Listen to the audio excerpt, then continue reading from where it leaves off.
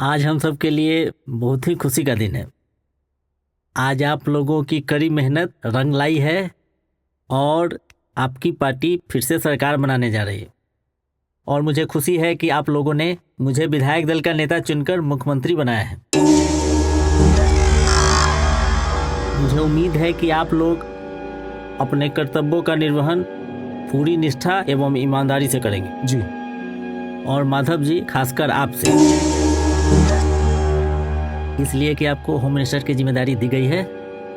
मुझे उम्मीद है कि आप लोगों का सहयोग मुझे मिलता रहेगा।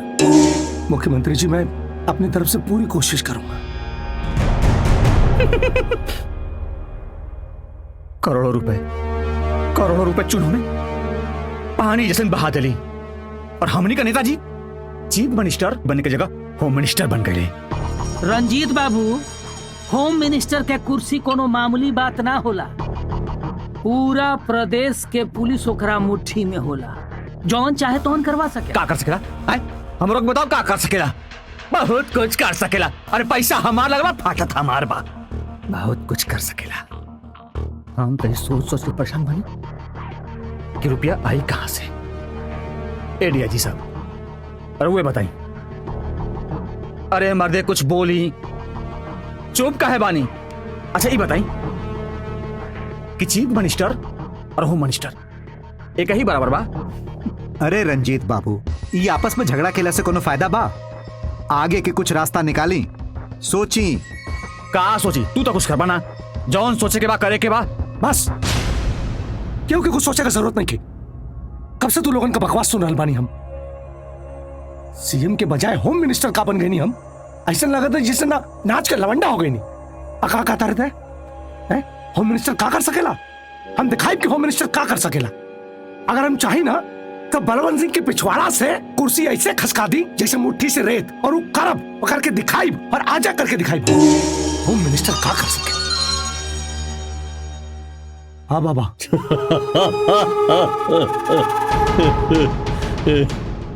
हम तो ठीक बानी। आप वापस सुनाई।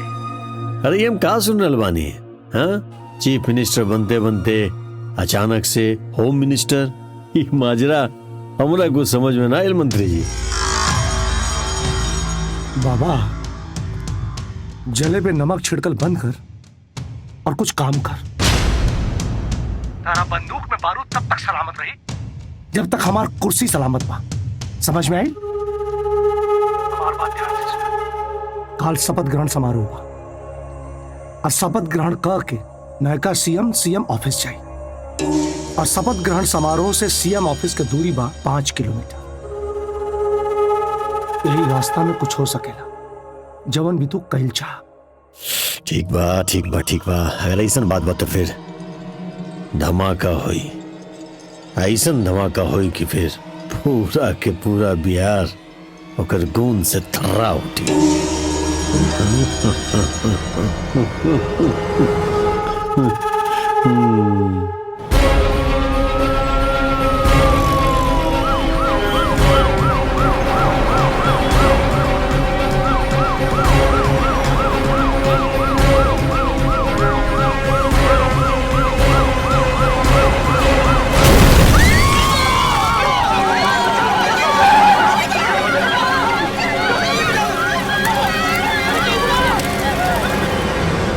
पिछले कई दिनों से इस राज्य में अपराध की घटनाएं निरंतर बढ़ती जा रही हैं। इसको देखकर कोई भी यह कह सकता है इस राज्य में प्रशासन नाम की कोई चीज रही नहीं गई है।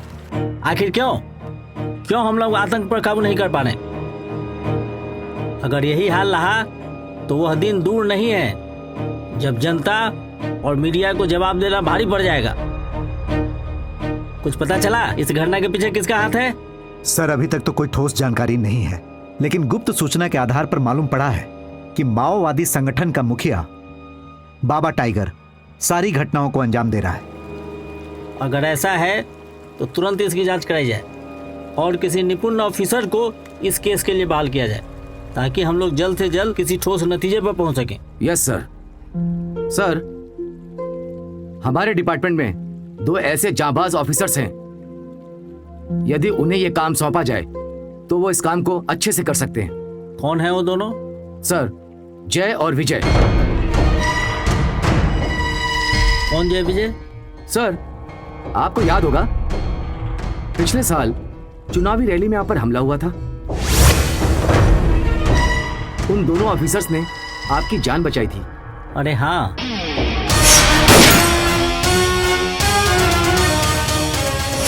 कहाँ है अभी वो दोनों? सर, डीआईजी साहब से नहीं बनती थी, इसीलिए पुलिस लाइन में भेज दिए। अरे ये क्या मजाक है? किसी से बनेगा नहीं तो आप उसको लाइन हाजिर कर देंगे? सर, उनके काम करने का तरीका बिल्कुल गलत था, इसीलिए अभी के अभी उन्हें इस केस के लिए बहाल किया जाए। इस केस के तहत वह माओवादियों पर कार्रवाई करेंगे और जरूरत हो तो डायरेक्ट उनकी मुझसे बात करवाई जाए। Yes sir. Yes sir. Meeting is over. Okay sir. बड़ा फोन आवते घरी तोहरा। अरे एसपी साहब के फोन बा। अच्छा, hello. Good news for you and जय ऑल्सो। तुम दोनों टाउन थाना और कोतवाली थाना ज्वाइन करो। यस सर।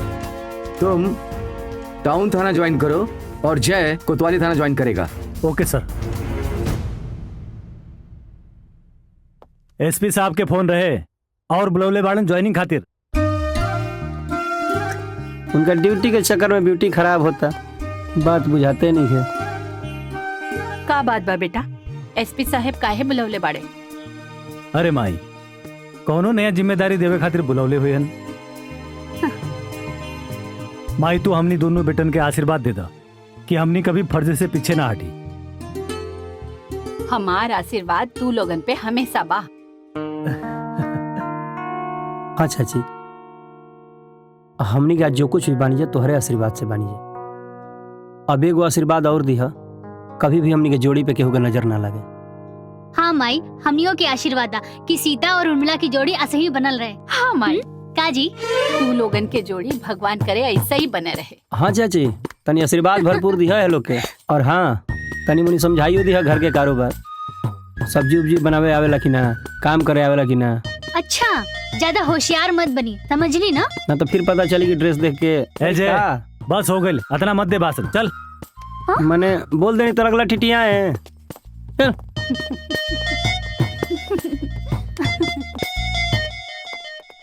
जय हिंद। जय हिंद सर। विजय और जय, तुम दोनों का एक बार फिर से डिपार्टमेंट में स्वागत है। तुम लोग पहले की तरह बहादुरी और ईमानदारी से अपना काम करोगे। बाबा टाइगर का आतंक एक बार फिर से क्षेत्र में बढ़ गया है, उस पर तुम लोग काबू करोगे। ओके सर। जय, तुम कोतवाली थाना चार्ज करोगे। यस सर। और विजय, तुम टाउन थाना चार्ज करोगे। यस सर। जाओ ज्वाइन करो। जय हिंद सर। जय हिंद सर। जय हिंद।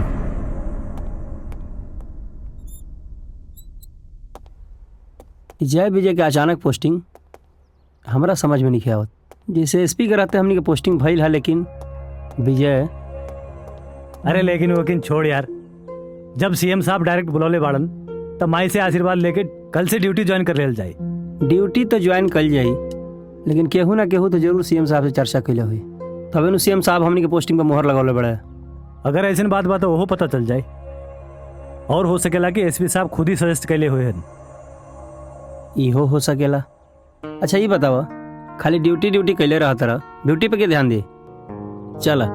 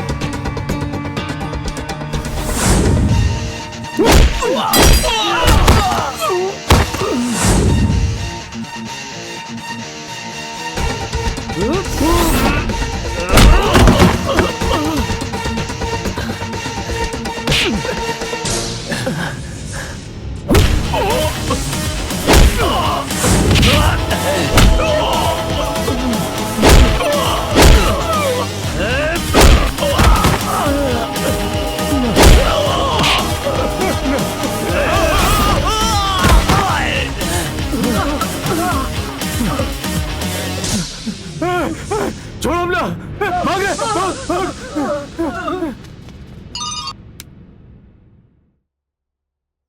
हाँ बाबा, बाबा हम ये सब का सुन रहल बानी? का सुनल बाड़े नेता?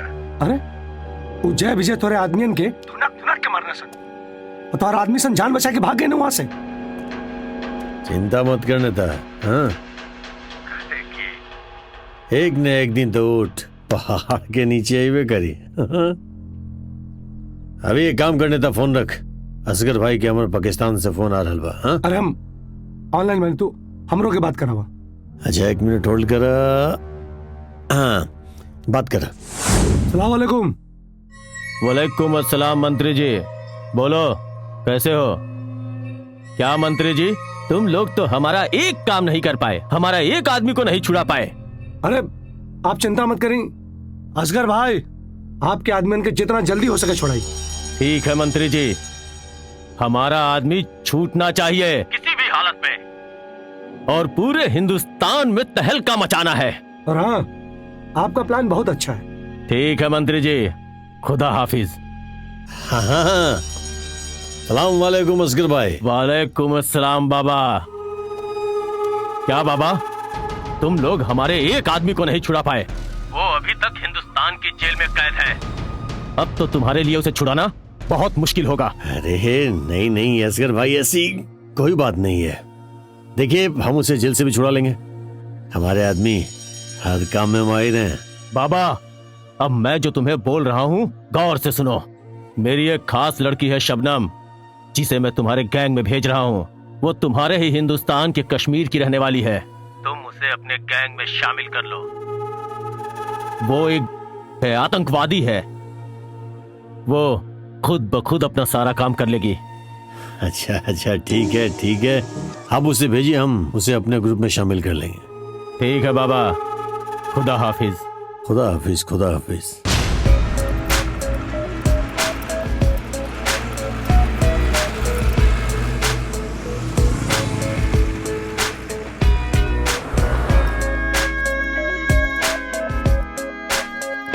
अरे क्या बात करता है? देख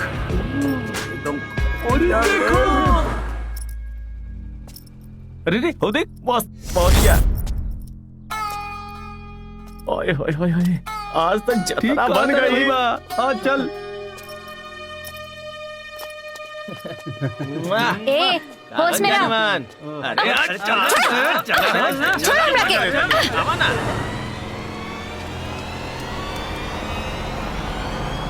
बड़ा खुला था।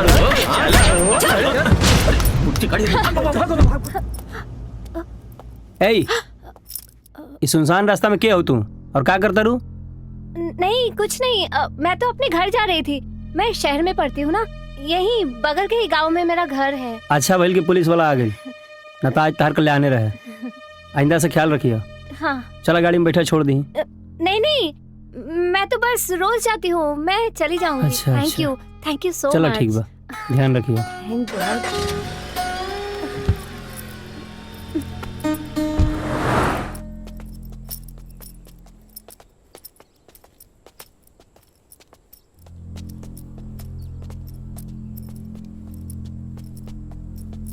भैया ये देखा तुम्हारा से के मिले आइल बा।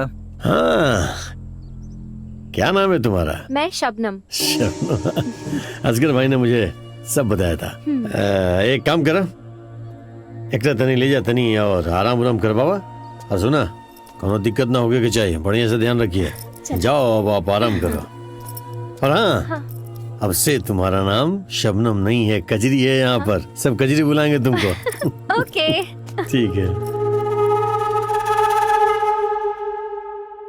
यार, जिंदगी में सब कुछ करिया, लेकिन ये पुलिस वालन से प्यार मत करिया। बिल्कुल सही बात बाड़ू। हमार बिटिया हुई ना तो हम ओकरा के अपन क्रिया दिला दे कि तू कोनो पुलिस वाला से प्यार मत करिया। सोनम रानी, ई करे खातिर हमनी लोगन के अपना पुलिस वाला जय विजय से बियाह करे के पड़ी, तब जाके बेटा बेटी होई ना। ये बात तो ठीक कहलू, लेकिन यार ये दोनों पुलिस वालन के हमने खातिर टाइम कहाँ बा कि बिहार के बात करस। हाँ, एगो उपाय बा हमरा लगे, ई दोनों लोगन के अपना काबू में करे खातिर। का बोले तो ट्राई कर जाए।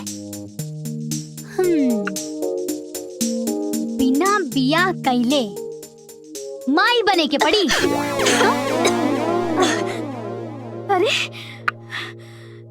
बियाह के बाद के काम बियाह के पहले कर जाए। हाँ, और न तका हम तब पूरा प्लानिंग कर ले बानी। ई मुलाकात में हम अपन ऐसन जलवा दिखाई कि उनका होश उड़ा दे और उनकरा के छोड़ब ना। फिर ओकरा बस पगली बस, एकरा से आगे मत बोला, काहे कि दिल की धड़कन तेज हो रहा बा। साचो में? हाँ, बहुत तेज। सुना, धक धक धक धक।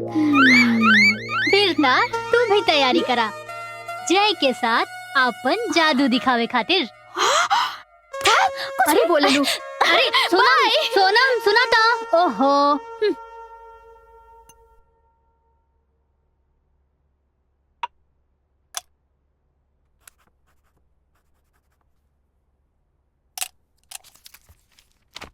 ला, ये फाइल जय के ऑफिस में दे आओ। यस सर।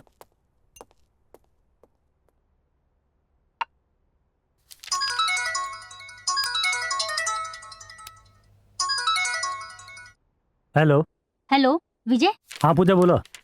पता ना आज मन कुछ ठीक नहीं खिलागत, कहीं बाहर मिलल जाए।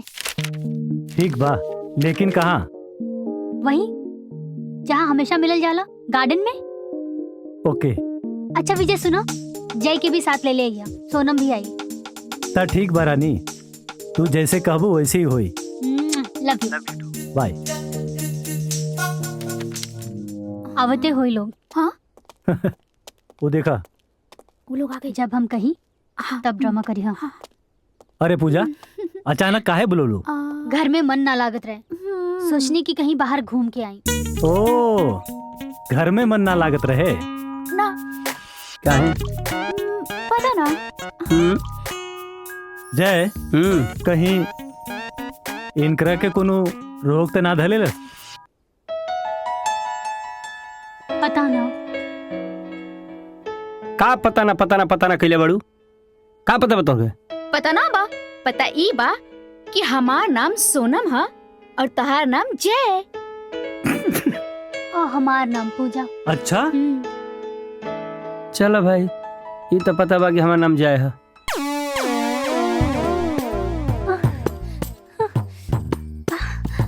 पूजा, पूजा, अरे अरे अरे का भइल?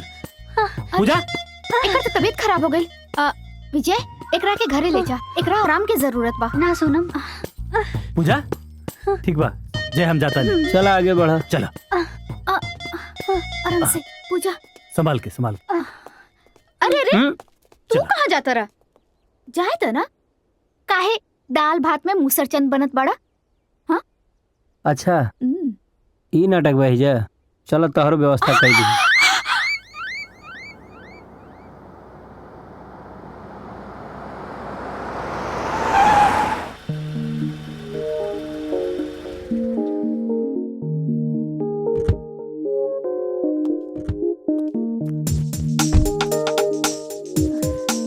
पूजा संभाल के, आराम से चलो। बैठा। सुना विजय, तू बैठा, हम फ्रेश होके आवत हैं। तू बैठा प्लीज। ठीक बा।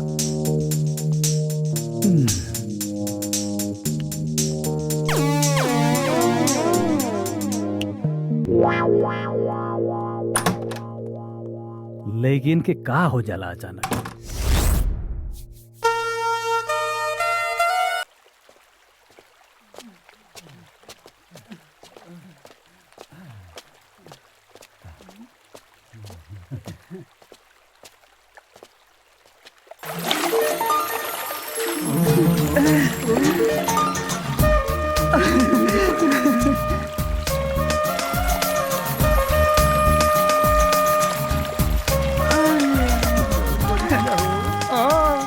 सही कहो तारा।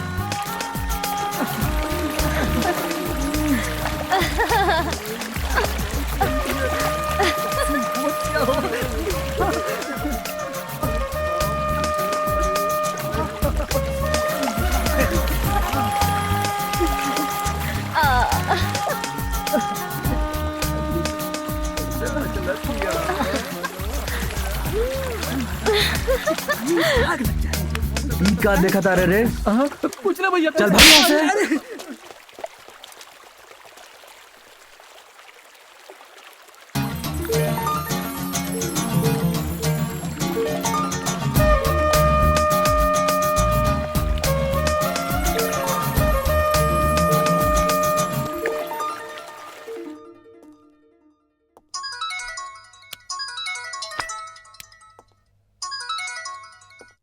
यस सर। विजय, कल आतंकी अब्दुल को जिला अस्पताल चेकअप के लिए ले जाया जा रहा है। वहाँ अंदर तुम्हारी ड्यूटी रहेगी। पूरी सतर्कता के साथ रहना। ये बहुत ही खतरनाक आतंकवादी है, पलक झपकते ही कुछ भी कर सकता है। ओके सर, आई नो। रहुआ बेफिक्र रही सर, हमरा रहते वहाँ परिंदा भी पर ना मारी। ओके, टेक केयर। थैंक यू सर।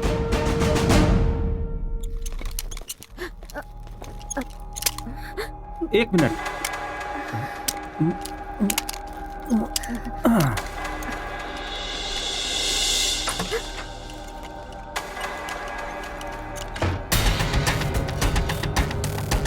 कहाँ था? ड्यूटी पर ही था सर। हाथ नीचे करो। जी सर। बराबर ड्यूटी दो। ओके सर।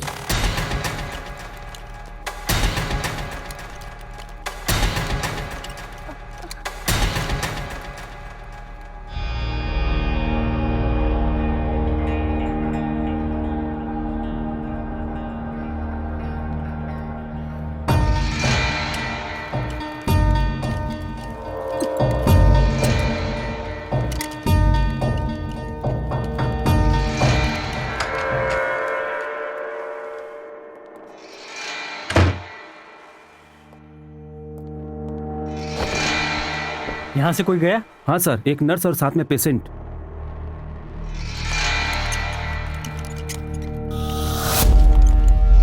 नर्स!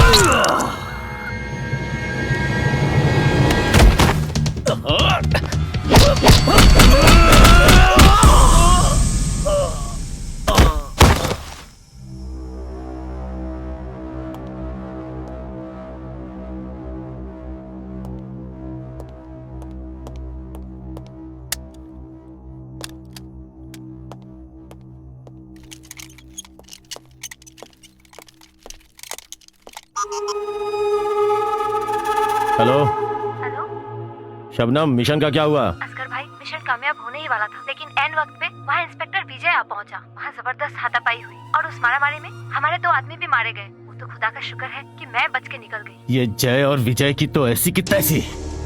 लगता है इन दोनों का कुछ न कुछ तो करना ही पड़ेगा। इंस्पेक्टर, तुम्हारा तो अब खैर नहीं।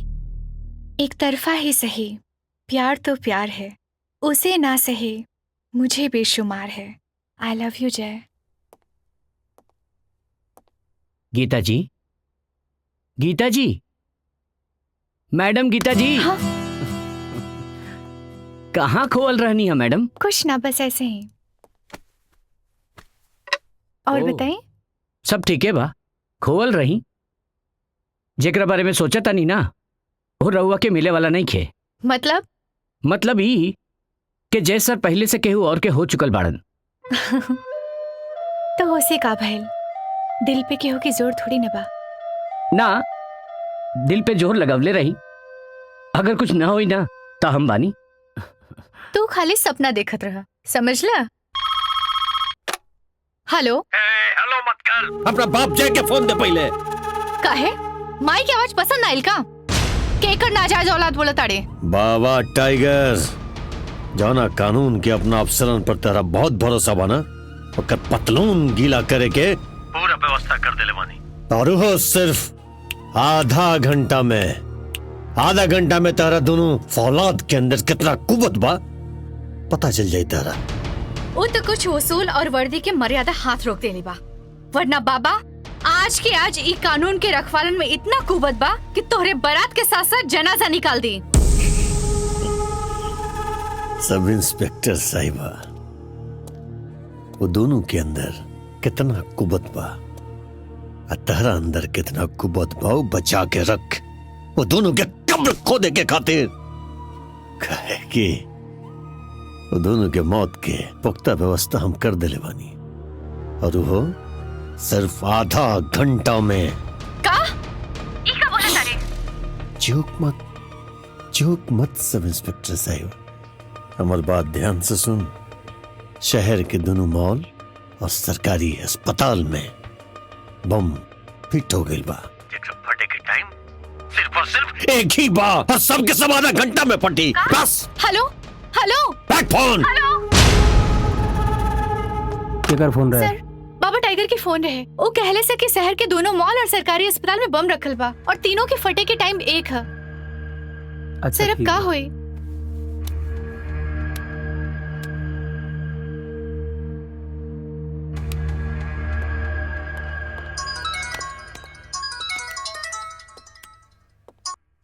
अजय बोल। बाबा टाइगर के फोन आई रहे, कहा था कि शहर के दोनों मॉल और सरकारी अस्पताल में बम फिट कर देले बनी और तीनों के फटे के समय एक ही बा। ये हमरा समझ में नहीं आवत कि का करी। तू लोग पहुंचा, हम जल्दी आवता नहीं। ठीक बा, आजा जल्दी।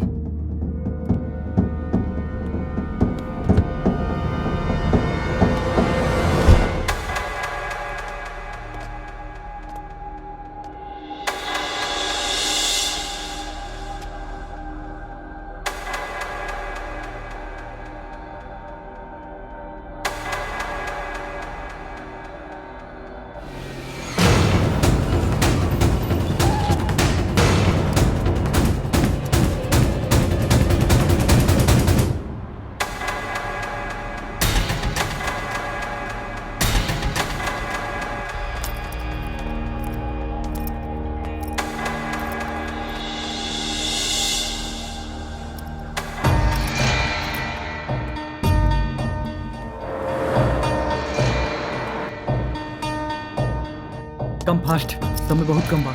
जी।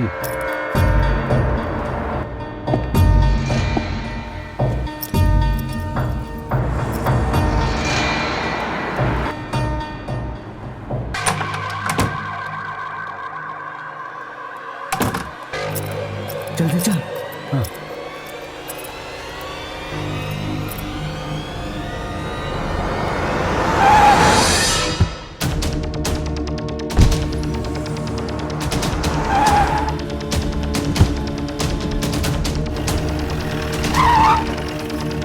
चल जल्दी करो।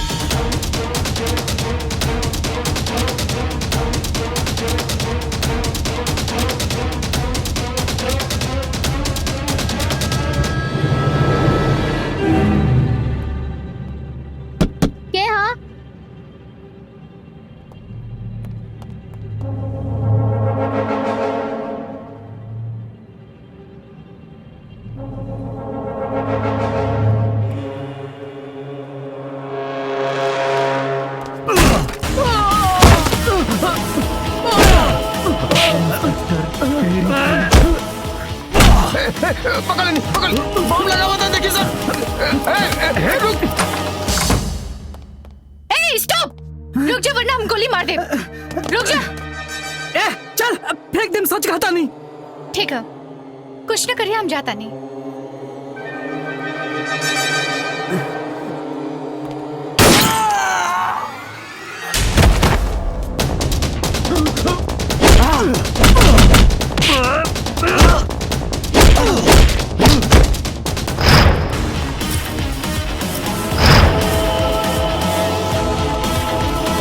अभी भी कहा था नहीं, रुक जाओ।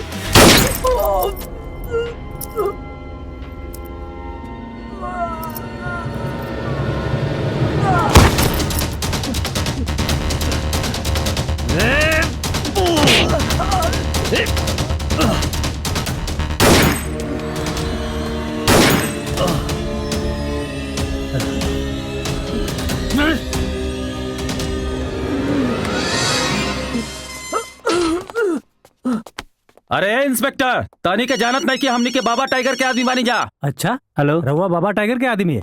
हेलो जय, ये मैं क्या सुन रहा हूँ? हाँ सर, तीनों जगह के बम डिफ्यूज हो गइल बा और बाबा टाइगर के गुंडा पकड़ा गइल बा और गलती से एक के गोली लग गइल बा, एगो पकड़ा गइल बा।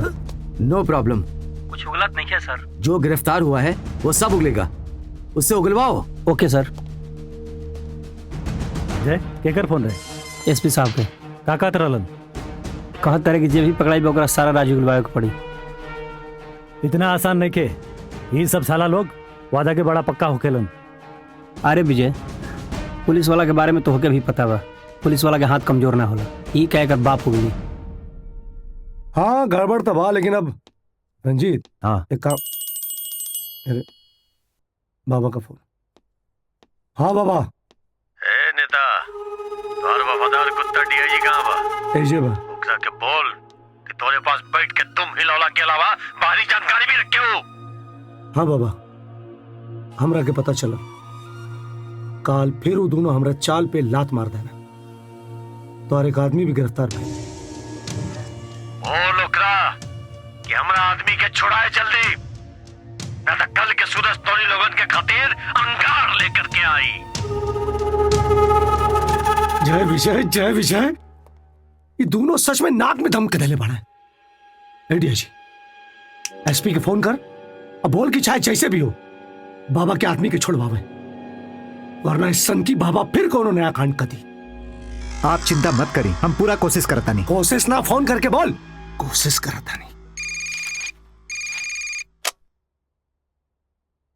हेलो हेलो सर। ऐसा है कि जय विजय को बोलिए कि वो तुरंत जो है बाबा के आदमी को छोड़ दे, नहीं तो आपको तो मालूम है कि बाबा के पागलपन में कोई नया बखेड़ा ना खड़ा हो जाए। वो तो ठीक है सर, लेकिन वो दोनों कहाँ किसी की सुनते हैं सर? अरे आप उनके सीनियर हैं, आपकी बात क्यों नहीं सुनेंगे वो लोग? वो तो हूँ सर, लेकिन आप बात करेंगे तो ज्यादा प्रभाव पड़ेगा। आप भी तो सीनियर हैं सर। ठीक है, मैं ही बात करता हूँ उनसे। ओके सर, ठीक है सर। जय हिंद सर।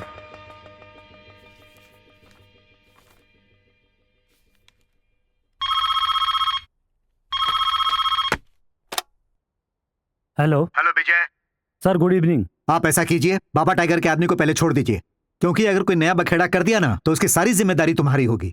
छोड़ दूंगा सर, पर मुझे आपको लिख कर देना होगा। क्या बक रहे हो तुम? आप हमारे सीनियर हैं सर, मैं भला आपके सामने क्या बक सकता हूँ। मैंने कहा आप मुझे लिख कर दें, उस आधार पर मैं इसे छोड़ दूंगा। पागल हो गए हो तुम? इसमें पागल होने की क्या बात है सर? अगर बाबा टाइगर कुछ नया कांड करेगा ना तो उसकी सारी जिम्मेदारी तुम्हारी होगी। नो प्रॉब्लम सर, वी आर ऑलवेज रेडी। ठीक है, जो मर्जी वो करो तुम। थैंक यू सर। ये एसपी जोन बाना एसपी क्या करता रहा यार, हैं? तू हमारे एक सलाह माना, ये वर्दी उतारा और कोनो साग सब्जी की दुकान खोल ला तू, काहे कि दम तो बचल आप तोहरे में। शांत रही। दम कहाँ से रही? दम दिखावे खातिर अंदरों से तो कुछ रह के चाहिए। हाँ, अरे वो तो इनका राजनीति का चटनी चटा के अपनी चौकट में बांध ले बानी। दे पता खाली सरकारी वर्दी बा, बाकी पूरा देहिया में तो तोहरे नमक बा। अरे वकील साहब, अरे क्यों जूनियर ऑफिसर से ऐसे बात करेला? अरे महाराज येगा तो लोग अपना मेहरारू से बतियावेला। हेलो। हाँ ठीक बा ठीक बा। वकील साहब ठीक है, अब लागत है कि हमरे के कुछ करे के पड़े। बाबा क्या कर रहे हो तुम? दोनों की कुंडली हमने मंगाई है। पता चला है कि दोनों की दोस्ती बहुत मजबूत है। तुम लाख चाहने के बाद उनका कुछ भी नहीं कर पा रहे हो बाबा। अगर आतंक के पौधे में जंग लग जाए तो सड़ जाता है। हमें आतंक को मजबूत करने के लिए उन पौधों को आतंक से सींचना पड़ेगा, सींचना। और उनके दिमाग में आतंक का पानी भरना पड़ेगा, तब जाके जड़ मजबूत होगी। तुम्हें बेरहम बनना होगा, कसाई बनना होगा, तब जाके आतंक मजबूत होगा। तब तुम कुछ कर पाओगे। हमें हिंदुस्तान को बर्बाद करना है, बर्बाद। अच्छा अच्छा ठीक है, सब्र रखो असगर भाई। नहीं बाबा, किसी भी हालत में हमें मोहम्मद चाहिए। मोहम्मद तो तुम्हारे पास सही सलामत पहुंच जाएगा। नाम का तो बाबा हूं, लेकिन काम तो कसाईयों वाला ही करता हूं। ठीक है, खुदा हाफिज।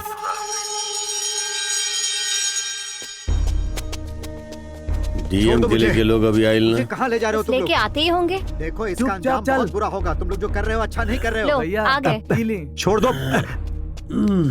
कहाँ ले आए हो मुझे तुम लोग? अरे बहुत बोले ताड़े तो डीएम, शांत हो जो, पट्टी खोले कर। हाँ डीएम, जगह की और हमार सब आदमियन के तनी गौर से देख ले। बाबा? बाबा ना, बाबा टाइगर। मुझे यहाँ किस लिए लाया गया है? कुछ खास काम नहीं है, बस समझ लो कि कुछ अदला बदली करना है। मतलब तुम्हारे वो दो जांबाज पुलिस अफसर, हमारे खास आदमी और हमारे दोस्त असगर का भाई मोहम्मद को गिरफ्तार कर लिया है। बस उसी को छुड़ाने के लिए तुम्हें यहाँ लाए हैं। ये ठीक नहीं कर रहे हो तुम।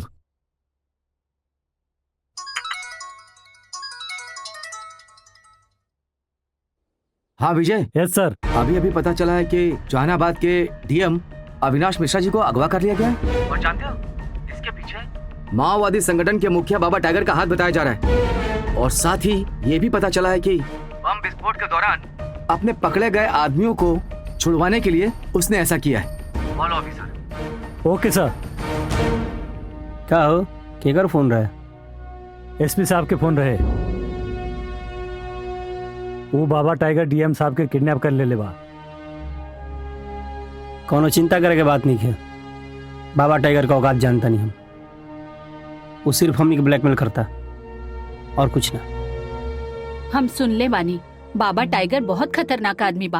अब का हुए बेटा? अरे माई कुछ ना हुई, तू चिंता मत कर।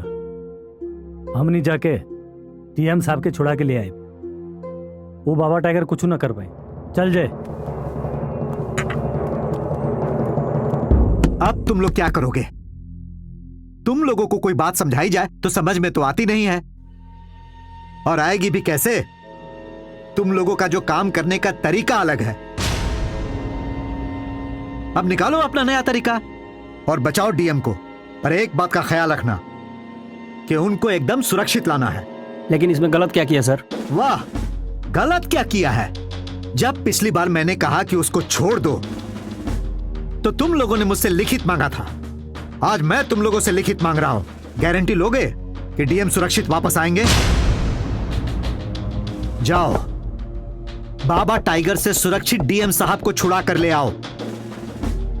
और एसपी, समझाओ इन लोगों को, समझाओ तुम। यस सर, हम उस पर जल्द से जल्द कार्रवाई करेंगे और उसे गिरफ्तार करेंगे। और एक बात का ख्याल रखना, मुझे पल पल की खबर चाहिए कि क्या हो रहा है। ओके सर। हमारे ख्याल से विजय, बाबा टाइगर के कॉल का इंतजार करना चाहिए। सर, हम अविनाश जी के पत्नी पुष्पा बानी। और वो अस्थमा के रोगी हवन। देखिए उनकर पंप भी छूट गइल बा। अगर उनकरा कुछ हो गइल तो हम का करब? रहुआ चिंता ना करी, अविनाश बाबू के कुछ ना होई। हमने उनके खरोच भी ना आवे देव। हाँ मैम, जब तक हमनी के बानी जा उनकरा के कुछ ना होई, भरोसा रखी। का भइल? डीएम के बारे में कुछ पता चलल का? ना, अभी तक कुछ पता ना चलल, लेकिन बाबा टाइगर के फोन के इंतजार बा। देखा अब का हुई बेटा? कहीं ऐसा ना होके कि वो आप लोगन की प्रतिक्रिया के इंतजार करत होके? काहे कि आज सवेरे ही डीएम साहब के अगवा कइल गइल बा। बाबा टाइगर के भी कोनो संदेश ना आए। बाबा टाइगर उस शख्स के नाम है कि कोनो भी अंजाम देवे से पहले वो कल के बारे में सोचेला।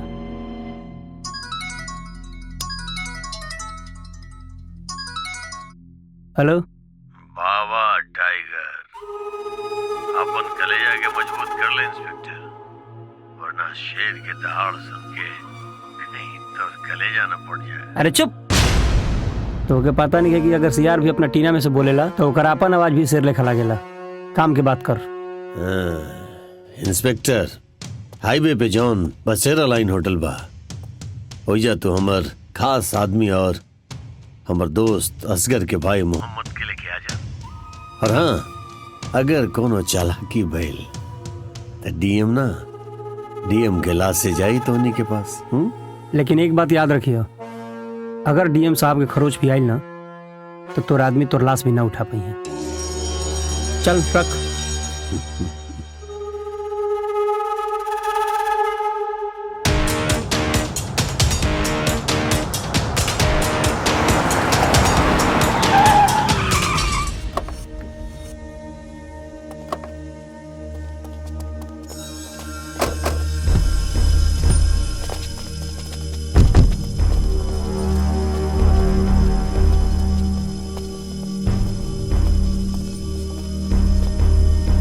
देखा, हम तोरा डीएम के बिल्कुल सही सलामत यहाँ लेके आयल बानी। अब हमारा आदमी के भला मानुस के इसे चुपचाप छोड़ दो। बाबा टाइगर, तू आपन गिरोह के आदमी के छुड़ा रहल बाड़ा, ये बात तो समझ में आवता। लेकिन मोहम्मद के छुड़ा के तू अच्छा नहीं करत। पूरा देश के गद्दार बा मोहम्मद। अब बेसी पहाड़ा मत पढ़ावा हमरा तो भाई एक के पहाड़ आवेला, वो दोस्ती के निभावल। और असगर हमार बहुत प्यारा दोस्त बा, और तू ओकरा भाई के गिरफ्तार के लिए बड़ा। ऐसे तोर भला यही में बा कि चुपचाप ओकरा छोड़ दा और ये डीएम के रुखसत करे यहाँ से। छोड़ दो।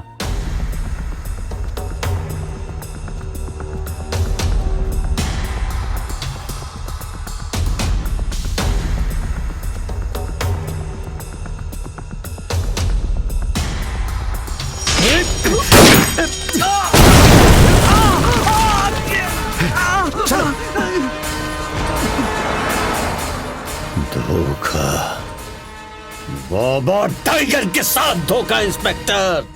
अरे डीआईजी, थोड़ा सा अपन वर्दी का भी तो ख्याल रखे यार। नेताजी, ये का सुना तनी? अरे इतना अंधाधुन फायरिंग कोइले असर दोनों जय विजय बा कि बाबा के जान बचा के भागे के पड़ गई है। उनकर आदमी शेरा मारल गई। डीएम के का भाई दोनों लेके गइले सोकरा के।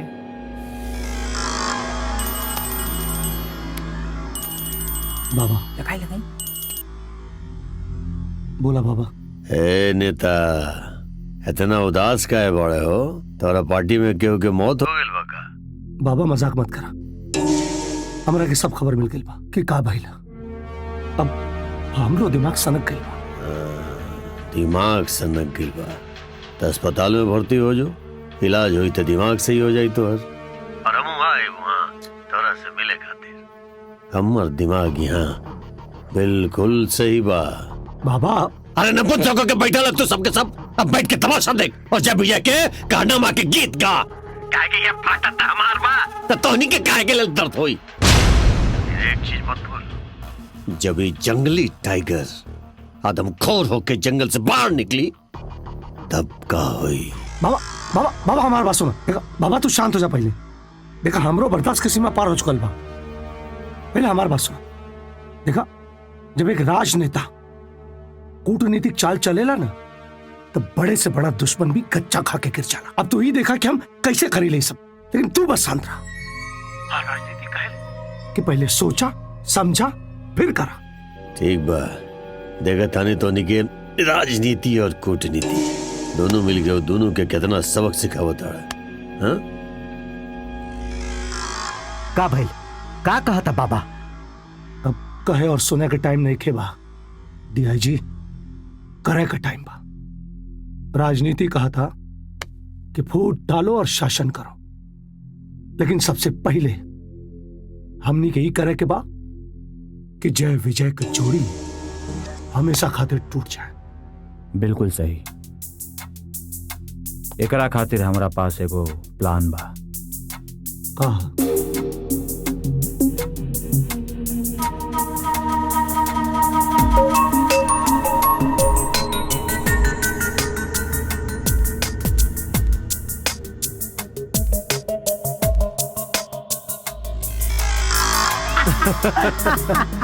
गुड, बहुत बढ़िया।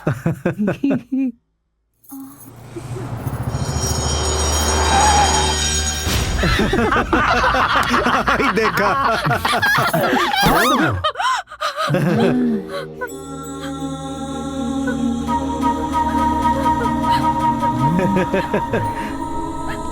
नेताजी, जय का सबसे कमजोर नस दबा दी, खुदे साला तड़प के मर जाए।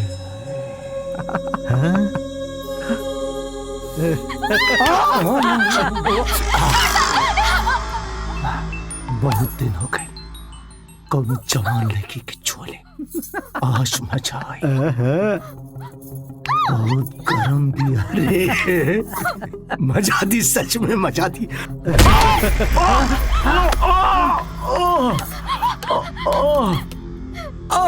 कुर्सी भी बड़ी जालिम चीज बा यार, एकरा चक्कर में आदमी कैसन कैसन चीज भुला जाला है। दरवाजा खोला, जरा संभाल के भाई। दरवाजा ना खुली, अब खुली कुछ और। इगड़नी का रंग पियर हमरे बॉडी पर जादू चला रहल।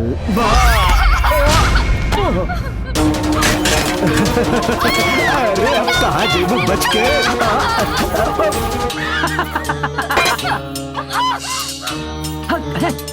मरी मत खा। अरे बाप रे, अरे कपड़ा जेबू। अरे अच्छा, बहुत जोर बा हो।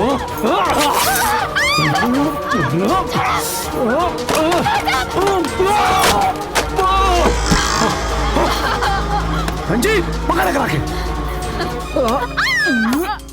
कहाँ जेब? नहीं का। अरे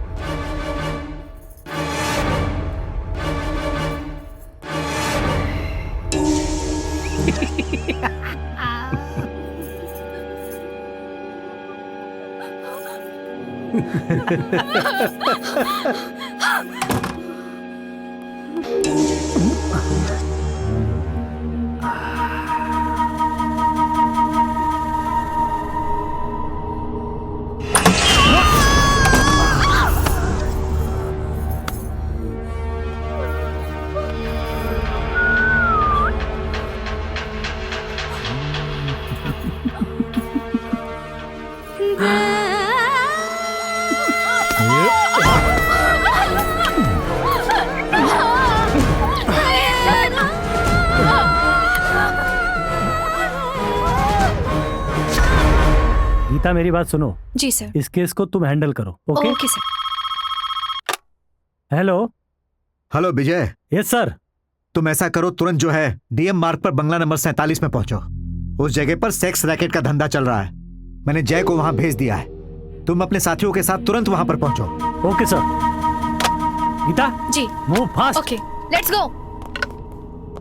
मंत्री जी हाँ एकदम चौचक रहा। मजा आया। हाय मैं बर्बाद हूँ। हाय देखा वकील साहब के। उपवास टूट गल। ऐसे लगात बाड़े न, जैसे पता ना कौन पाप का क्या होता रहे। इनका से मिली। हंस ले, तू लोग के जितना हंसे के बना हंस ले। अब हम तोहनी के असलियत मीडिया के सामने लाइव।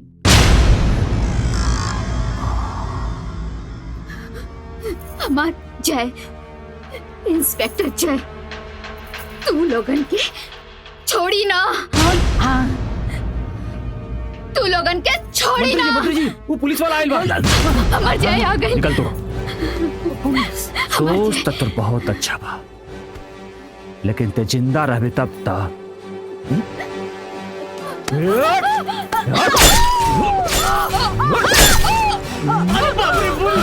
निकलो जल्दी निकलो। अरे केना रुकाई है बाबा।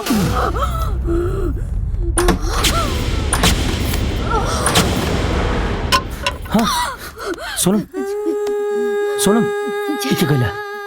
हमके नाम बताओ, हमके नाम बताओ सोनम।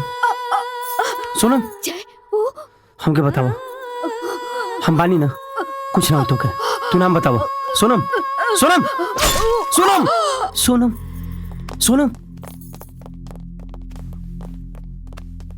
अरे ये तो सोनम बिया।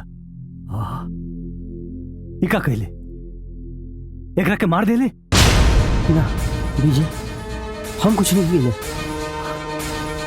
अरे हम तो सपना में भी ना सोच ले रही कि तू ऐसा काम करबे। यकीन कर विजय, हमार हम ही खून के गिले। चुप, एकदम चुप। हाथ में खून से लथपथ चाकू लेके कहताड़े कि खून हमने खिगेले। अरे कैसे यकीन करी तोहरा पे? विजय तू हमारे दोस्त हो के हमारे पे यकीन ना करबा तो के लागत था हम जिकरा से प्यार करब ओकर मर्डर करब। यही देख के तो हैरान माने हम कि तू का कइले। गिरफ्तार करा एकरा के। ए लाश के पोस्टमार्टम खातिर लेके चला। जी सर। विजय विजय हम फिर कहा था नहीं हमारे यकीन करा।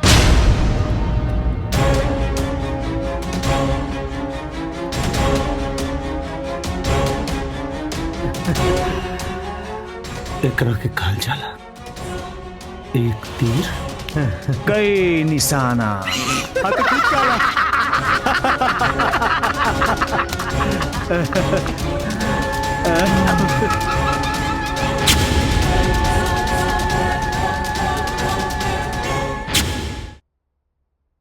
मिलॉर्ड, सबसे पहले मैं माननीय अदालत को यह बता देना चाहता हूं कि मुजरिम जय सिंह उस दिन बंगले पे सेक्स रैकेट का पर्दाफाश करने के लिए गए थे और जय सिंह जब वहां गए तो इन्होंने देखा कि इनकी खुद की प्रेमिका सोनम सेक्स रैकेट में शामिल है और तो और गैर मर्द के साथ आपत्तिजनक स्थिति में। मिलॉर्ड, आप सोच सकते हैं, मैं भी सोच सकता हूँ कि कोई भी इंसान अपनी खुद की प्रेमिका को दूसरे मर्द के साथ उस तरह की आपत्तिजनक स्थिति में देखेगा तो उसकी मानसिक स्थिति क्या होगी। मुजरिम जय सिंह ये देखकर पागल हो गए, ये अपना आपा खो बैठे। इतना गुस्सा कि इन्होंने अपनी प्रेमिका को मार डाला। That's all, my lord. पेश किए गए तमाम सबूतों और गवाहों को मद्देनजर रखते हुए अदालत इस नतीजे पर पहुंची है कि मुलजिम जय ने ही सोनम का खून किया है।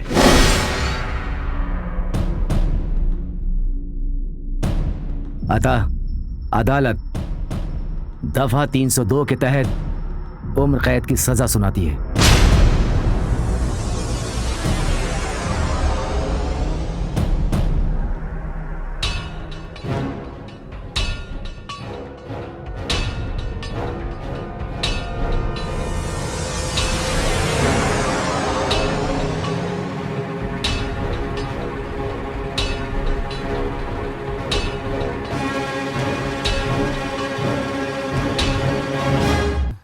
हेलो हेलो सर, हम पांडे हवलदार बोलतानी। बहुत बुरा खबर बा।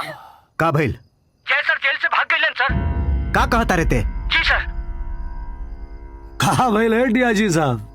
अरे वो जयवा जोन बाना जेल से भाग गई।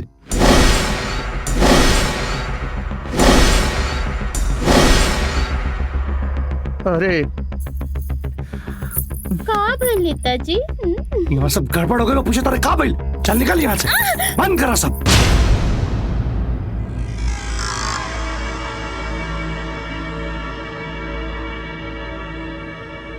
जय रुक जा।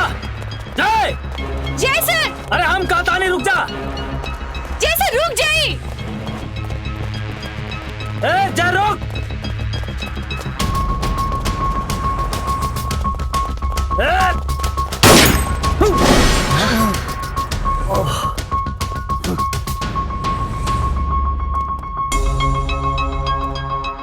क्यों चलाई गोली?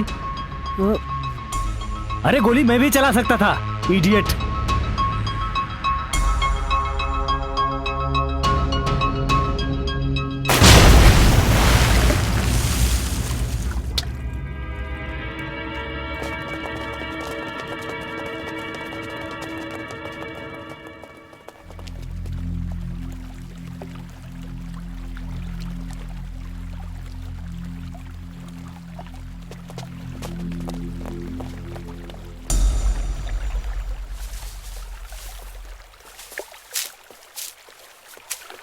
सर मेरे हिसाब से जय सर यहाँ नहीं है, हमें कहीं और देखना चाहिए। बराबर देखो, यहीं कहीं होना चाहिए। सर जय सर को गोली लगी थी, मुझे नहीं लगता कि अब वो जिंदा है भी या नहीं। ना गीता ना, हमरा पूरा विश्वास बा जय मरल तो नहीं खे। ए, होने जाके देख।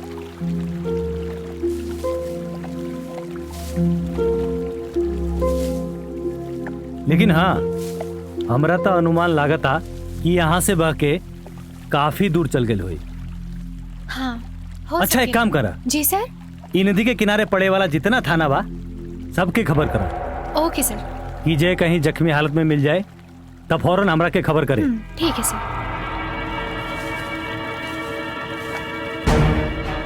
Hello hello. रामगढ़ थाना? जी मैडम।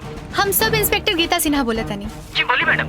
अगर राहुल लोगन की कोई लाश या फिर कोई जख्मी आदमी मिले 26 से 27 साल तो हमने लोगन के तुरंत इन्फॉर्म करें।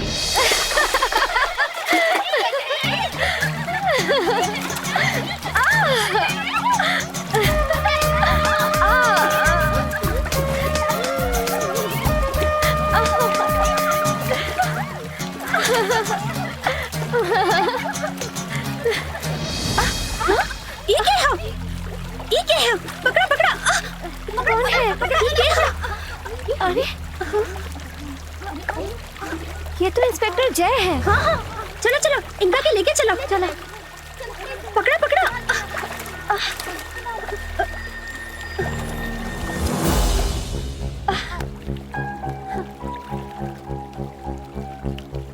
बिजली सांस चल रही है। अच्छा चलो इनका के अड्डा पे लेके चलो। आओ ले चलो। चलो हाँ चलो चलो आ जाओ आराम से।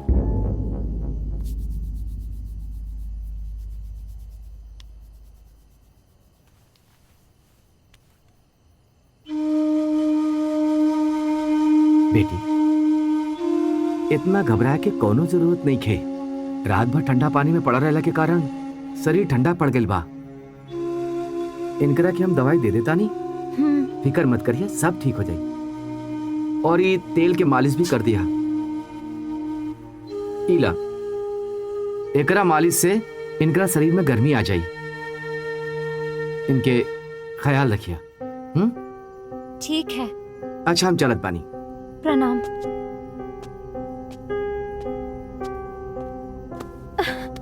जय अरे मर गए महाराज। अरे तू बात हमरा के लागता ऊ जयवा के गंगा मैया बड़ी दूर तक बहवा के लेके चल गई हो।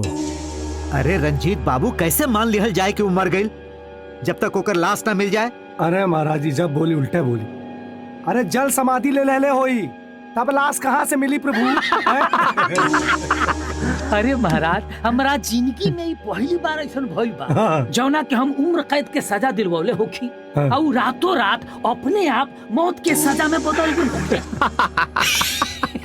सुनिए आप आ गया बा।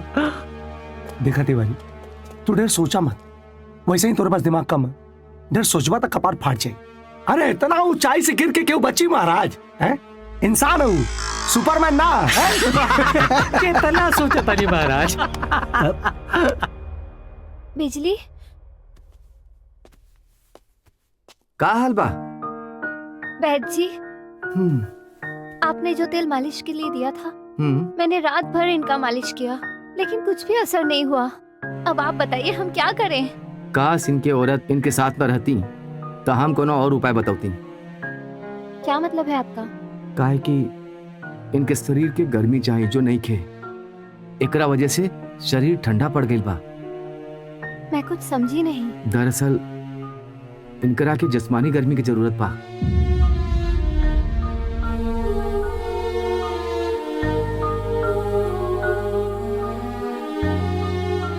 अच्छा हम चलत बानी।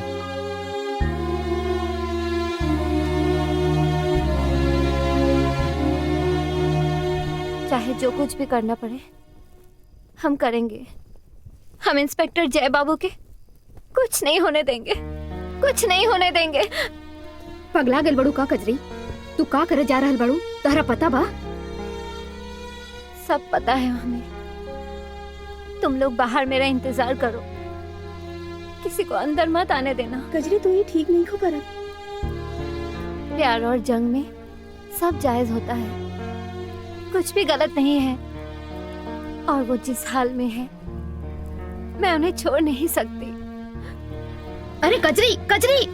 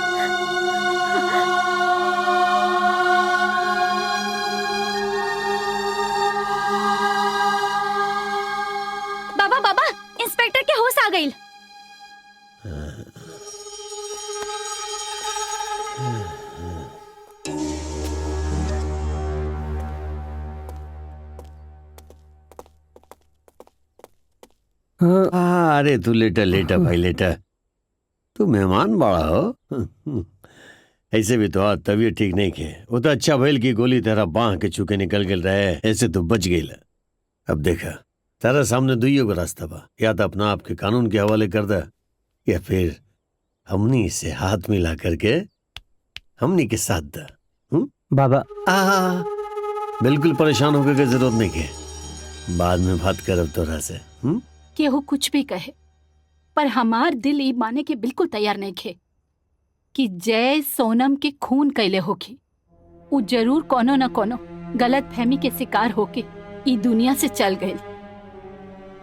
हो सकेला माई कि सच्चाई कुछ और होके, काहे कि सोनम हमार बेस्ट फ्रेंड रहे, वो हमरा साथे ही कहीं बाहर जात रहे, पता ना ऐसन कैसे हो गई। लेकिन विजय तो ये कहत रहे कि सोनम के पेट से चाकू जय निकालत रहे। विजय जय के सोनम के पेट से चाकू निकालत देख ले रहे, चाकू मारत ना। सच्चाई और कुछ हो सकेला। ठीक बा माई, थोड़ा देर खातिर हमरा और बात मान लेता नहीं, लेकिन जेल से भाग के जय खुद अपना गुनाह पर सच्चाई के ठप्पा लगा देले। कहा जरूरत है जेल से भागे के? ना वो जेल से भागते और ना पुलिस वालन की गोली के शिकार बनते। खैर ऐसन बात नहीं खे माई कि विजय दुखी नहीं खे, वो कानून के हाथे मजबूर होके जौन कुछ भी कैलन ओकरा खातिर वो हमनी से ज्यादा दुखी बाड़न। इंस्पेक्टर, तेरा गिरफ्तारी और तेरा प्रेमिका के कत्ल के पीछे केकर हाथ बा, ये तोरा मालूम हो के चाहे ना मालूम हो के, लेकिन हमरा अच्छी तरह से मालूम बा तेरा पीछे के बा। मत देखा हमरा तरफ ऐसे, क्या कि जो ना शासन और प्रशासन के खातिर तो हमरा से आज तक लड़त रहना ना जान के बाजी लगा के, वही शासन और प्रशासन के हाथ बैग पीछे तोरा हिम्मत बद सुना हम जौन बोलत बानी। अब फैसला तोरा हाथ में बाकी का करबा का ना करबा।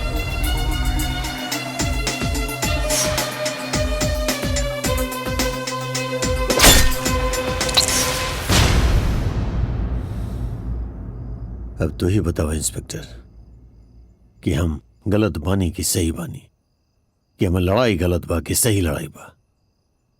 फैसला तोरा हाथ में बा। चाहता वापिस उहे जेल में चल जा जहां से भाग के आइल बड़ा, या फिर चाहता हमारा साथ में हथियार उठा ला, हमर पूरा के पूरा समूह तोरा साथ रही।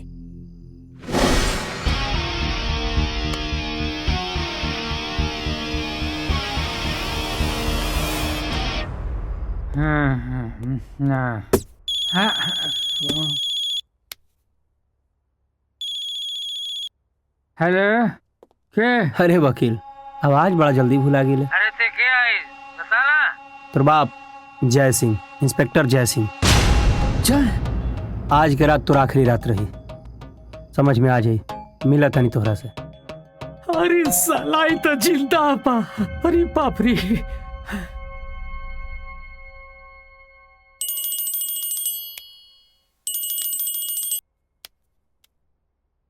बोल वकील। नेताजी जिंदा बा। क्या जिंदा बा? जय जिंदा बा नेताजी। का?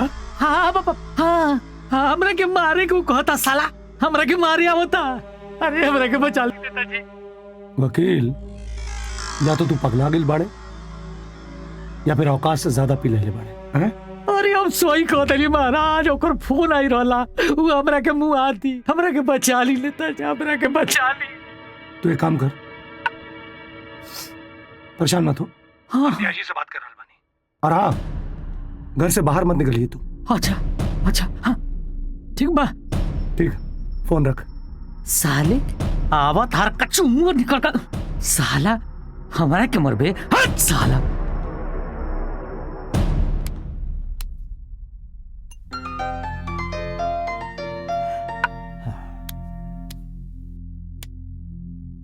हाँ डिया जी। जी सर। जय जिंदाबाद। कहा? और अब हमारी बात सुन ले, क्या करेगी बात?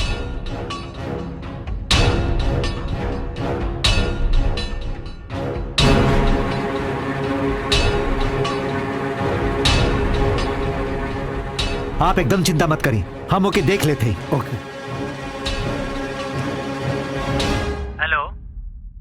विजय। यस सर। जय जिंदा है। अच्छा? उसने अभी जो है ना वकील आकाश को जान से मारने की धमकी दी है। तुम तुरंत वहां पहुंचो और किसी भी तरह उसको जिंदा गिरफ्तार करके यहां ले आओ। ओके सर, ओके।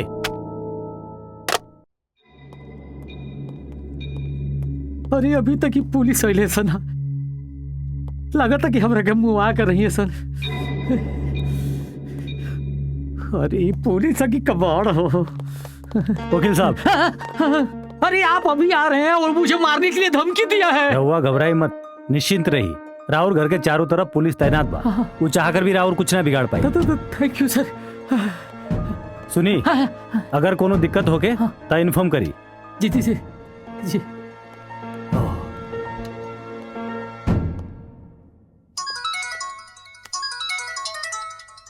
Excuse me. Okay sir.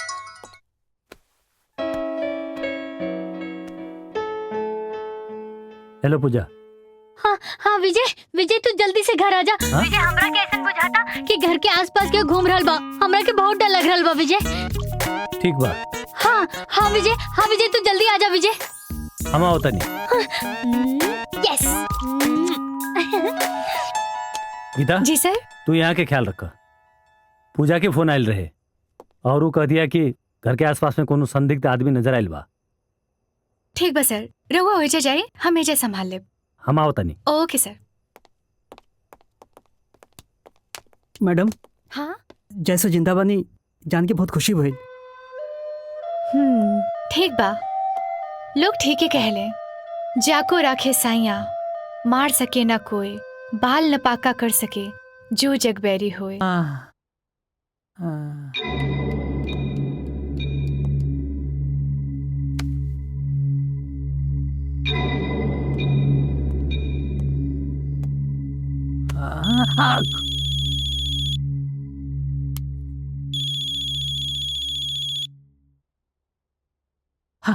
Hello.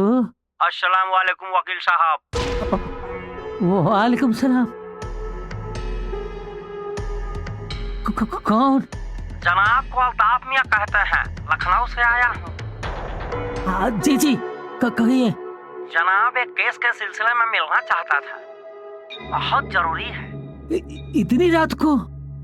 माफी चाहता हूँ जनाब, कल सुबह की हमारी गाड़ी है, आज रात का ही समय है। हम तो अगली बार मिलना चाहते थे, लेकिन हमारी बेगम साहिबा ने इतना जिद किया कि क्या करें। अब बेगम साहिबा इतना जिद कर ही रही हैं तो सोचा कि आज मिल ही ले। जी जी जी जी कोई बात नहीं, आप आ जाइए। क्या है कि हमारे घर के बाहर पुलिस लगी है, तो आपको डरने की जरूरत नहीं है, मुझसे बात करवा दीजिएगा। आ जाइए। शुक्रिया जनाब। शुक्रिया। अरे बाप रे।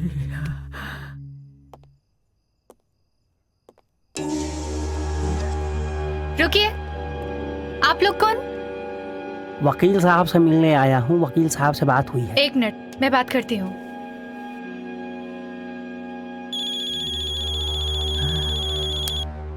हेलो। हाँ वकील साहब। Sub inspector Geeta Sinha. हाँ जी बोलिए। कोई मौलवी साहब उनकी बेगम आई हैं। हाँ हाँ उनको आने दीजिए इज्जत के साथ। जी सर ठीक है, मैं भेजती हूँ, जाइए। चलो बेगम।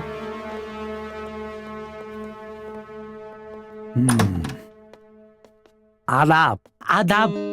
बैठिए। आदाब। आदाब। बैठिए बेगम। जनाब आप किस सिलसिले में बात करना चाहते हैं? क्या है ना वकील साहब, हमारा उम्र 55 है और हमारी बेगम का 17 है। तो हम दोनों घर से भाग के निकाह कर लिए हैं। अब इनके घर वाले आरोप लगा रहे हैं कि ये नाबालिग है। इसी सिलसिले में आपसे बात करने आए हैं। अच्छा ये 17 की है, ये कैसे पता चलेगा? जरा शक्ल तो दिखाइए। शक्ल दिखा दो वकील साहब को। आप माफ कीजिएगा जनाब, मोहतरमा 17 की तो नहीं लग रही हैं। बेगम जरा जलवा दिखाइए वकील साहब को।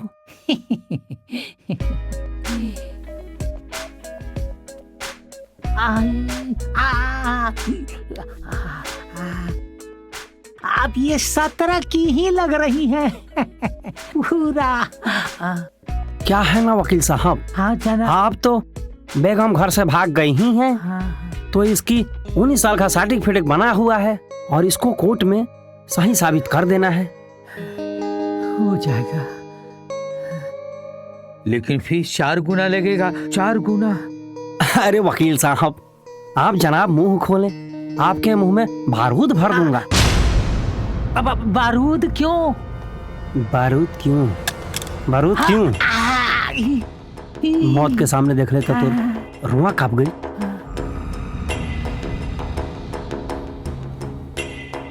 अरे बाप रे बाप, जय बाबू, गलती हो गई हमरा के, माफ करी।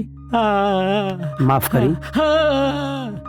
असही बेगुनाह हम हो रही कोर्ट में गुनाह साबित के लिए रहिस्ते और माफ कर दी। हम तो ऐसा सजा देव ना, तोर इल्जाम तोरे ऊपर लागी। अरे बाप रे बाप। ए वकील, तोर व्यवस्था कर देले बनी, जैसे हम बाहर जाए ते ऊपर मरे दे।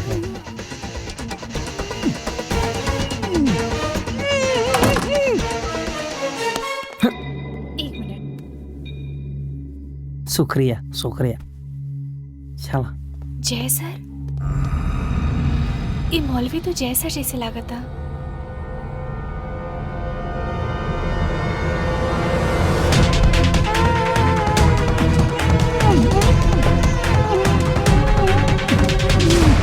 गीता जी सर। सब ठीक बा? हाँ सर, सब ठीक है। अभी कोई गाड़ी बंगले से बाहर जात रहे, कोई आयल रहे? हाँ सर, कोई मौलवी साहब और उनके बेगम आयल रही, लेकिन हम वकील साहब से पूछ के अंदर भेजनी। मौलवी बेगम? Oh no.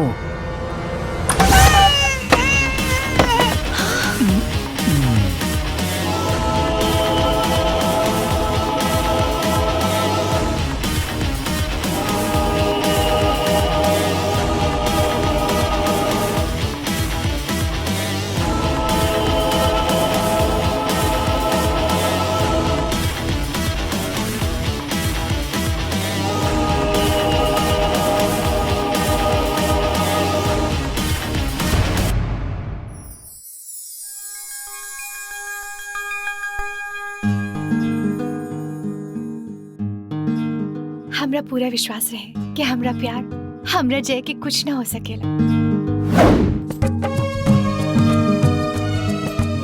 वो मौलवी के हो और ना, जय तू ही रहला। I love you जय, I love you so much।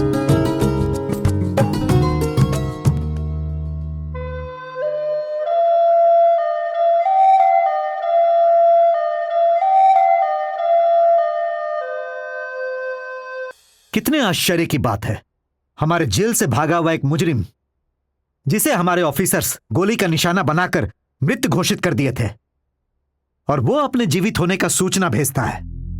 और तो और छोड़िए, वो पुलिस की आंखों में धूल झोंककर घर में घुसकर पंखे से लटका करके हत्या कर देता है, और हमारा डिपार्टमेंट हाथ मलता रह जाता है।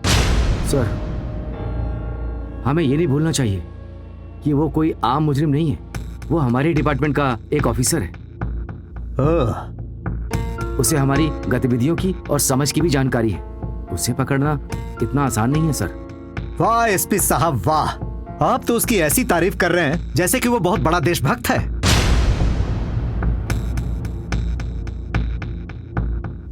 और मिस्टर विजय, आप उस रात कहां गायब हो गए थे ड्यूटी से? एक्चुअली सर उस वक्त सॉरी सर, बीच में बोलने के लिए माफी चाहूंगी, लेकिन सर की मंगेतर का फोन आया था, तो मैंने ही बोला सर आप चले जाइए, हम संभाल लेंगे। वाह, खूब संभाला आपने, खूब संभाला। आपकी आंखों में धूल झोंक के वो घर के अंदर चला गया। सर माफी चाहूंगी, लेकिन हमने आकाश जी से इजाजत लेके उन लोगों को अंदर भेजा था। उन्होंने बोला कि वो उनकी क्लाइंट है। सर, छोट मुंह बड़ बात, जौन भी गलती भइल से भइल, अब आगे क्या करे के बा ओपे विचार कल जाए। सर विचार क्या करना है, जल्द से जल्द उसका पता लगाना है और उसको गिरफ्तार करना है, वरना आगे पता नहीं वो क्या क्या करेगा। नो कमेंट सर। हम जल्द से जल्द उसे गिरफ्तार कर लेंगे क्योंकि हमारी कई खुफिया एजेंसी भी इस पर काम कर रही हैं सर। गुड, वेरी गुड, बहुत अच्छा। हमें इसी तरह पूरी मेहनत और लगन से काम करना है कि कोई और मुजरिम ना भाग सके। अगर ऐसे ही होता रहा ना तो जनता और मीडिया को जवाब देना बहुत मुश्किल पड़ जाएगा। नो प्रॉब्लम सर, हम जल्द से जल्द उसे गिरफ्तार कर लेंगे। ओके, अब आप लोग जा सकते हैं। ओके सर।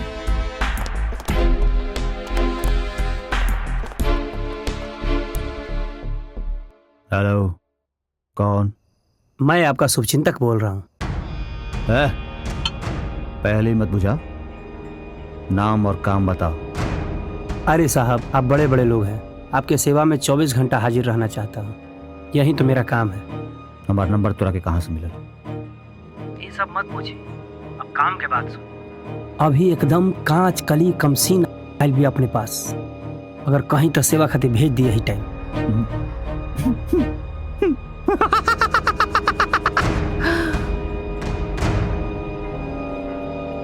बात में तो दम बा, अगर तोर काम में दम निकलल तो मुंह मांगा रकम दे। अरे ना साहब, आप बस खुश हो जाइए, हमें हमेशा याद रखिए। चल भेज।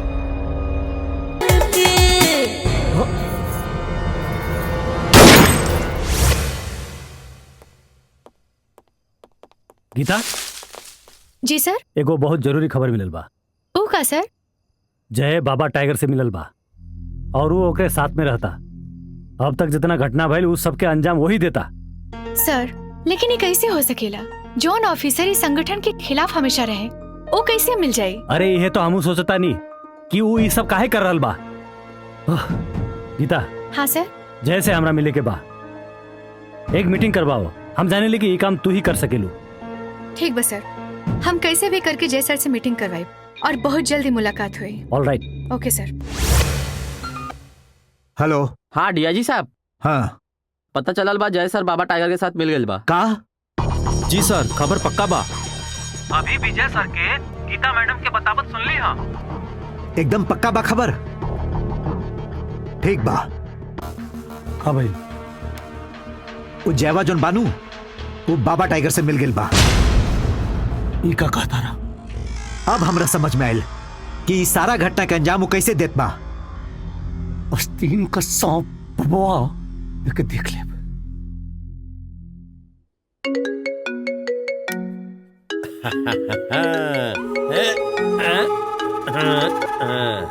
नमस्कार नेताजी, नमस्कार। तोर नमस्कार गल तेल लेवे बाबा। ये हम का सुन रहल बानी कि जय तोहरा साथे बा? एमे आश्चर्य के कौन बात हो गई भाई? वो भी बागी, हम भी बागी, हम दोनों साथ साथ बानी। राउर का है फटत। औकात में रह के बात कर बाबा। औकात में तू रह के बात कर, वरना अगर पलक झपक दी ना तो तेरा पलक हमेशा हमेशा खातिर बंद हो जाए। हमार बिल्ली और हम ही से में आऊं? ठीक है बाबा, तू देख तोर का हालत करी ले। तोर दिन का चैन और रात का नींद ना हराम हो गई ना तो हमार नाम माधव ना। बस तू इंतजार कर। ये हमर नींद और चैन हराम करे खातिर तू आराम मत करे लगी है, वरना हमर जय कब मौत बन के तेरा दरवाजा पे दस्तक दे दी मालूम भी ना चली। बाबा, बाबा चिल्लाओ मत, चिल्लाओ मत, वरना तेरा हलक में इतना बारूद डाल देम ना कि पिछवाड़ा से जब फटी ना तो चित्रा चित्रा हो जाए।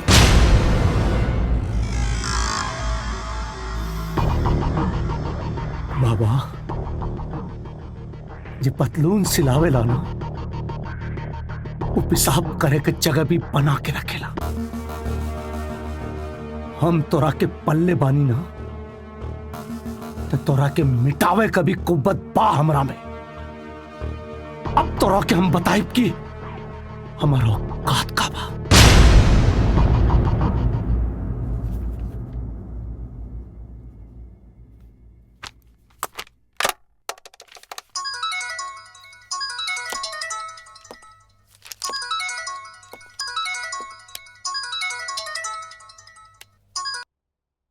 हेलो। हाँ विजय सर। हाँ गीता बोलो। जी जय सर से मेरी बात हो गई है। आज रात आप उनसे शहर के बाहर वाले रोड पे मिल सकते हैं। वेल डन गीता, वेल डन। बस हम अभी ये निकल रहा बानी। ओके सर, ओके, थैंक यू।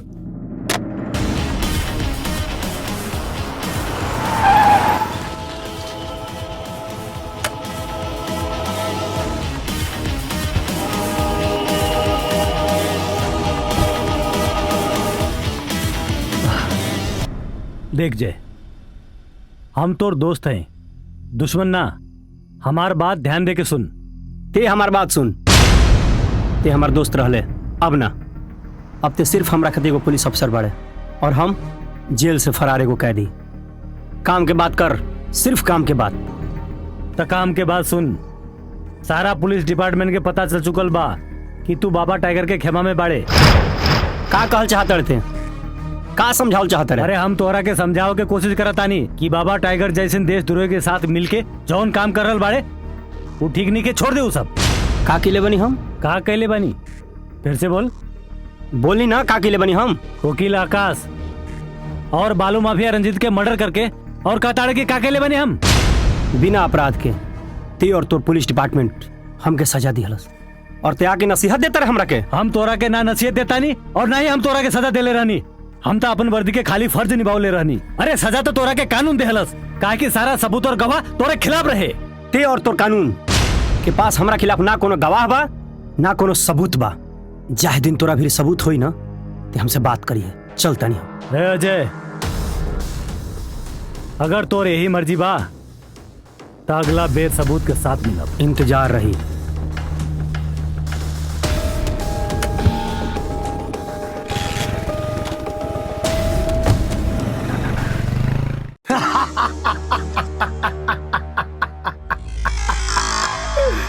बाबा, एक पुरान कहावत बा, चोर चोर मौसेरा भाई है?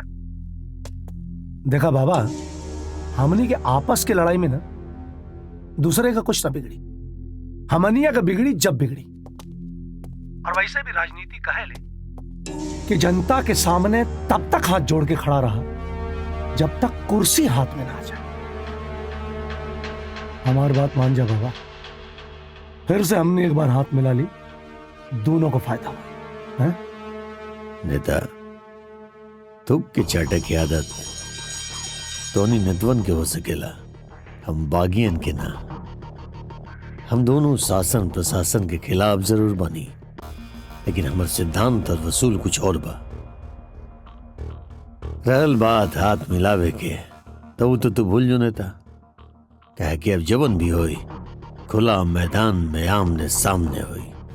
रख फोन। बाबा कजरी, तो के एजा कैसन लागता बोला? बहुत का हो गइल? कजरी, हम बैठ जी के बुलावा तनी। ना ना बिजली, काहे? बैद जी के बुलाने की कोई जरूरत नहीं, क्योंकि मुझे पता है मुझे क्या हुआ है। का बात बा कजरी?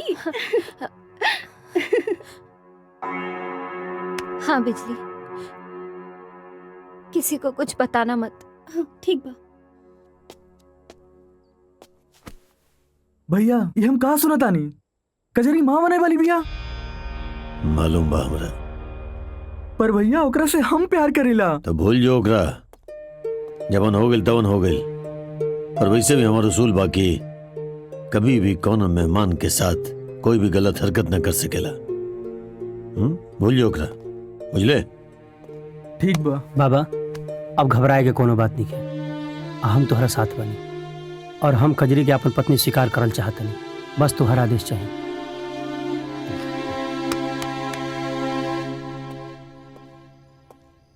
शबनम। शबनम?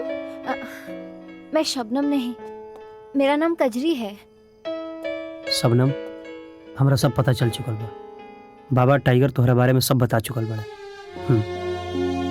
हाँ, तोहरा से कोनो गलती नहीं है भाई। काहे से तू हमार जान बचौले बड़। मैंने जो कुछ भी किया है इंसानियत की खातिर किया है। अगर तू ना रहतू तो हमार जान ना बची। तुम्हारा खातिर इंसानियत बा, हमरा खातिर जिंदगी और मौत का सवाल रहे। आखिर जिंदगी दिले बड़ू, जिंदगी संभाले के तोहरे के पड़ी। बस तू हाँ कह दे, हम सब संभाल ले। हाँ।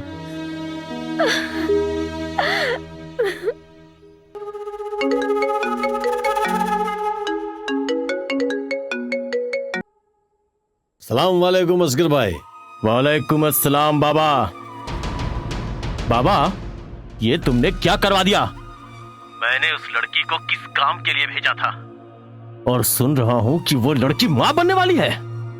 असगर भाई, अब ये मुझे भी नहीं मालूम कि कैसे वो इंसानियत के चक्कर में पड़ गई। बाबा, एक आतंकी और लड़की वहां जाकर मोहब्बत के चक्कर में कैसे पड़ गई? ये बात मेरे समझ में नहीं आ रही है बाबा।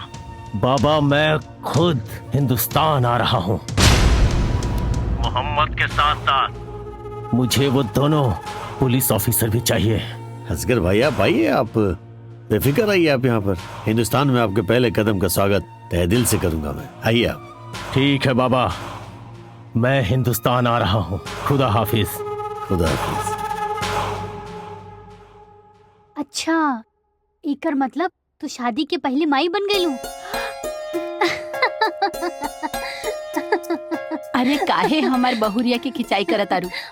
जैसे तू विजय के होखे वाली दुल्हन बाड़ू, वैसे ई भी जय के होखे वाली दुल्हन बाड़ी। माँ जी, मैं तो एक कश्मीरी लड़की हूँ जो असगर खान जैसे आतंकवादी के बहकावे में आके गलत काम कर रही थी। लेकिन जय के प्यार ने हमें सही रास्ता दिखाया, और हम नहीं चाहते कि हमारे बच्चे को कोई आतंकवादी या नक्सलाइट कहे। इसीलिए माँ जी, आपसे एक गुजारिश है, आप जय को समझाइए कि वो अपने आप को कानून के हवाले कर दे। हाँ माई, कजरी एकदम सही कहा दिया। रहुआ अगर जय के समझाए तो जय समझ जाइए, काहे कि हमरा की विश्वास बा जय राउर बात ना टलिए। ठीक बा, हम जरूर समझाई। नमस्ते मैडम। नमस्ते माँ जी। नमस्ते। का बात बा? मैडम, रुआ के विजय से बुलेले बाड़े। कहाँ? पुराना हवेली के पास। पुरानी हवेली? लेकिन काहे? ये सब हमरा के नहीं पता। एक मिनट, हम बात करत आनी।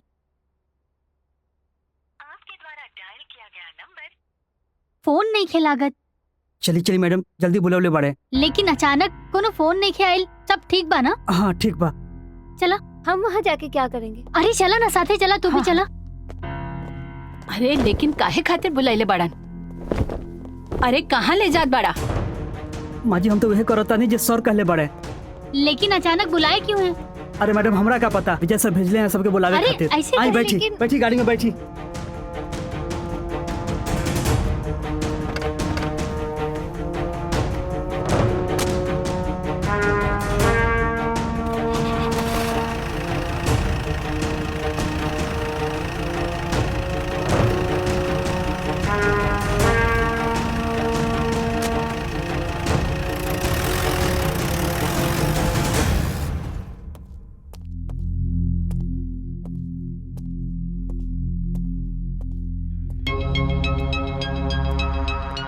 हेलो जय सर, मैं हवलदार पांडे बोल रहा हूँ। ओह पांडे, कैसे हो? आपके कजरी को विजय सर ने पुरानी हवेली के पीछे कैद करके रखा है। ठीक बा, आवत नहीं हम। हेलो हेलो विजय सर, मैं हवलदार पांडे बोल रहा हूँ। हाँ पांडे बोलो। सर आपके लिए बहुत बुरी खबर है सर। क्या हुआ? सर जय सर आपके घर गए थे और आपकी माता जी को और सोनम मैडम को पुरानी हवेली के पीछे ले गए और उन्हें कैद कर रखा है। सर आप जल्दी कुछ कीजिए, उनकी जान को खतरा है। क्या बकवास कर रहा है तू? ठीक कह रहा हूँ सर। गद्दार, तो ये सब कालाकारी तोर है। चल आज हम तोर भांडा फोड़ता नहीं। चल।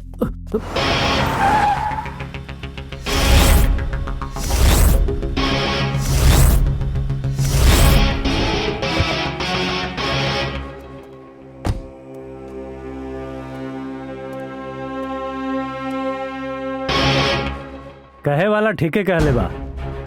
जब विनाश मनुष्य पे छाता है तो पहले विवेक चला जाता है। अरे तोर विनाश के समय आगिल बा, यही से तोर बुद्धि भ्रष्ट हो गिल बा। चुप। हमार बुद्धि भ्रष्ट हो गिल बा, बुद्धि तो तोर भ्रष्ट हो गिल बा कि तोरा अपन अपराया के समझ ही नहीं खे। समझ रही ता कजरी हमरा फिर आ गई रही। का हम कजरी के किडनैप कैले बानी? अरे तुम आई के किडनैप कैले बाड़े? वाह जय वाह, बाबा टाइगर जैसन के साथे रहते रहते तू शैतान बन गिल बाड़े। लेकिन हमरा ऊपर तोरा खेल के कौनो असर ना होई। चुपचाप बता दे माँ कहाँ बिया? माँ कहाँ बिया? ते बताओ कजरी कहाँ बिया? ए, हमार दिमाग ज्यादा खराब मत कर, चुपचाप बता माँ कहाँ बिया? बता। रुक जाइए सर, रुक जाइए, रुक जाइए सर। गीता। सर, रउरा लोग जौन गलतफहमी के शिकार बानी जा, ओकर मेन जड़ ई है। का?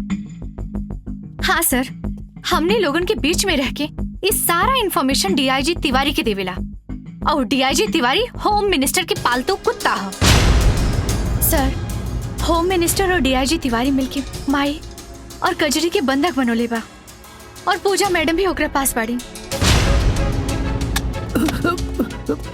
तोरा जैसे लोग पुलिस डिपार्टमेंट के बदनाम कैले बा।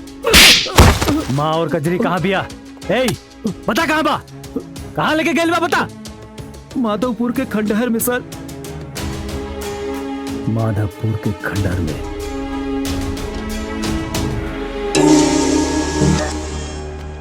ऊंट जब रेगिस्तान में चलेला ना तो अपना ऊंचाई पे बहुत इतराला, और वह ऊंट जब चलत चलत पहाड़ के बगल से गुजरेला ना तब ओकरा के ओकर औकात पता चलेला कि ओकर औकात चींटी से ज्यादा नहीं के।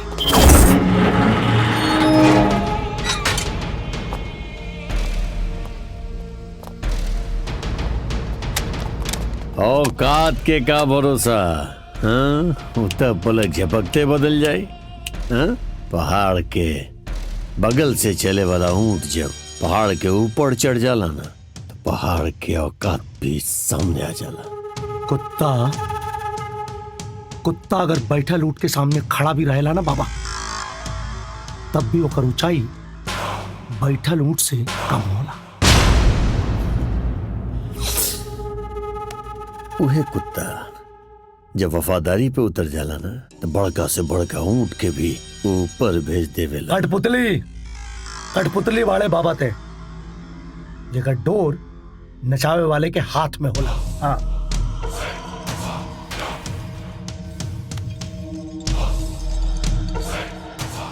गलती तो कर देले, ये दोनों के उठा करके बहुत बड़का गलती कर देले तो खुद अपना हाथों अपना मौत के न्योता दे देले। मौत तब वो दोनों को हुई बाबा, जय विजय का वो हमारा हाथ है। अगर तय भी नेता जनमौत के खेल खेल बाड़े ना, वो बाबा टाइगर खातिर हर रोज के खेल बा। तो अपन चिंता करने था कहे कि बाबा टाइगर जब एक बार अपना दुश्मन के तरफ कदम बढ़ा देवेला फिर बिना दुश्मन के गला दबोच ले कदम वापस न जाना। बाबा बस बाबा बस। अगर ते शेर बाड़े ना तो हम हो गीदड़ नहीं खे, बब्बर शेर बाड़ी। अगर पंजा मार देनी ना तो चीथड़ा उड़ जाई। तो चल कर मुकाबला, तो खामा खा ऊपर गैला के बाद अपना आपके कुछ में कि हम कुछ न कर पाइली। चला गोली।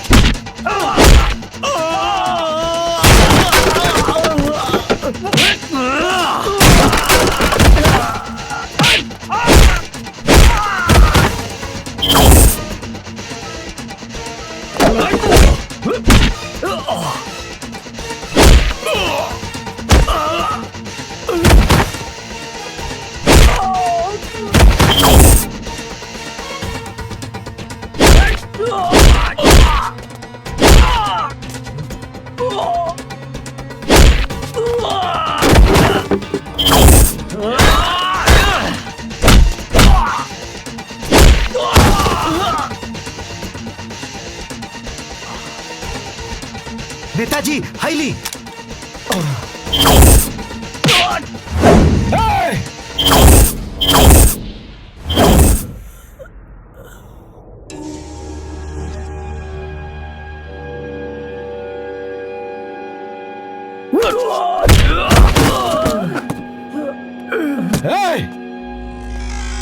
सर्कस बंद।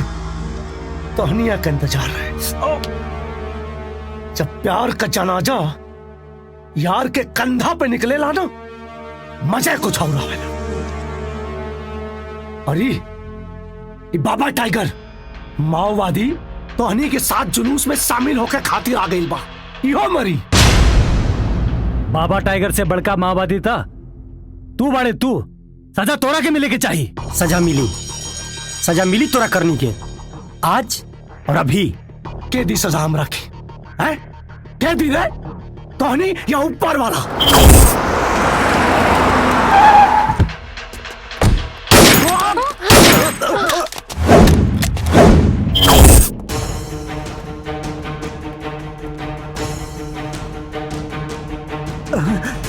नेताजी एक कलयुग है और हर इंसान के अपने करने की सजा एहजे मिलेला।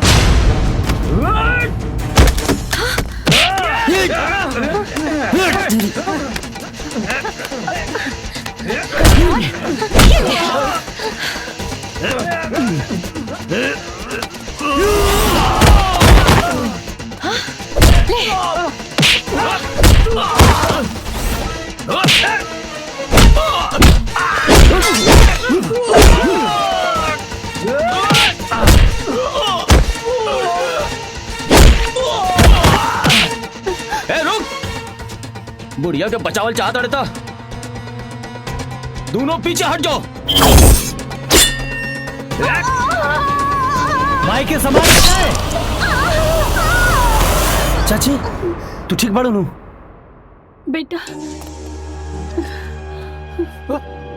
भाई बेटा ठीक बाड़ू? हम ठीक बानी।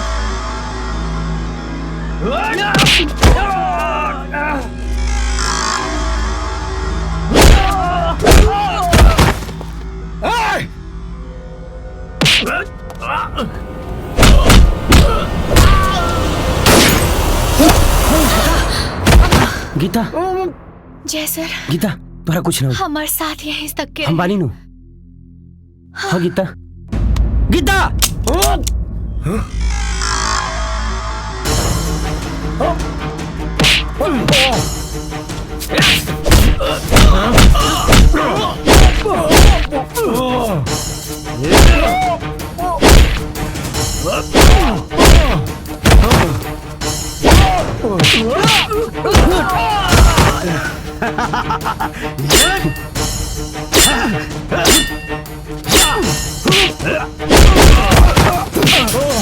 मंत्री की औलाद, सफेद पोश गुंडा, हमने नक्सलाइट ना रे। असली नक्सलाइट तो तू लोग बारे, तू लोग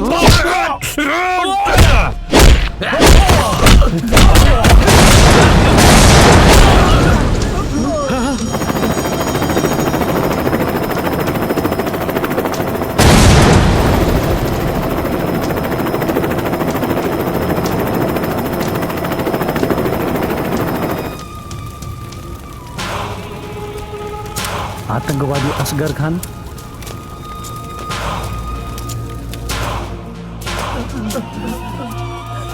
बाबा सुना है तुम आतंक का साथ छोड़कर इन मामूली लोगों का साथ दे रहे हो। असगर भाई, हमारा अपना कुछ उसूल है और अपने उसूल के खिलाफ तो हम कभी भी नहीं जा सकते। वाह बाबा वाह, दो मुंहा सांप निकला तो मान गए तुझे। कमाल कर दिया तूने। हमारा स्वागत इतनी बेरुखी से। असगर भाई, ये गद्दार हैं और गद्दारों के साथ सलूक ऐसा ही होना चाहिए। तो ठीक है बाबा, आज के बाद मेरी और तुम्हारी दोस्ती खत्म।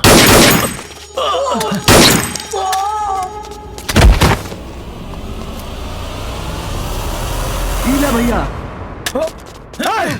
क्यों रहेली जगह से अपना?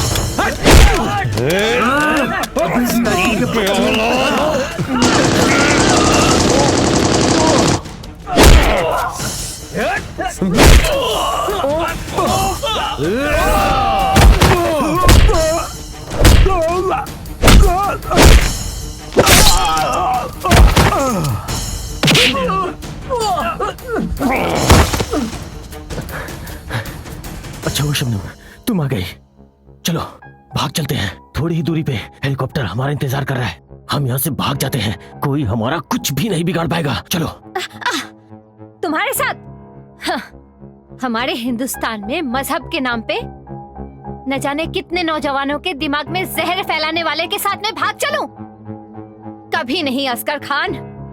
तुम्हारे जैसे लोग न जाने कितने ऐसे नौजवानों को गुमराह कर उनसे गलत काम करवा रहे हो। तुम्हारे जैसे लोगों का सिर्फ एक ही सजा है, मौत। शबनम,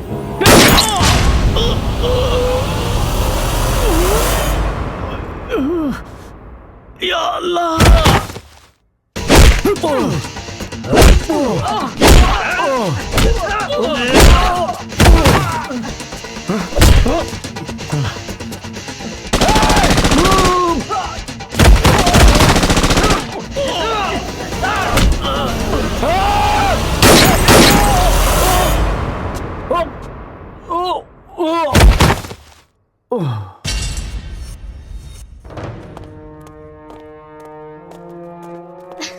जय, अरे हमारा माई। बेटा विजय, ठीक बाड़ो ना माई? ठीक बड़ा ना।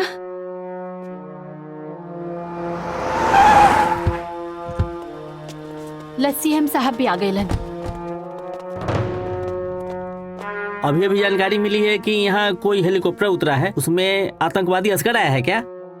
सर आपको सही इन्फॉर्मेशन मिली है, ये वो आया था और अभी अभी मारा गया। हाँ हाँ।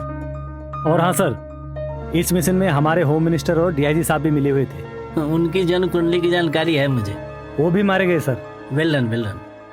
और मजे की बात तो यह है सर, असगर को मारने वाली ये कश्मीरी लड़की है जिसको कभी उन्होंने गुमराह किया था। बहुत अच्छा, ये तो और खुशी की बात है। नमस्ते। इस कश्मीरी लड़की ने हमें जीने का सबब दे दिया है, इसलिए हम अपने पूरे गिरोह के साथ आत्मसमर्पण करना चाहते हैं। अरे स्वागत है, आओ। सर से एगो रिक्वेस्ट बा, हमने दोनों आदमी के जरूरी काम खातिर छुट्टी चाहिए। ई बेर 2 महीना की छुट्टी चाहिए, ताकि हम अपन दोनों बेटा के शादी करके दोनों बेटा बहू के हनीमून पे भेज दी।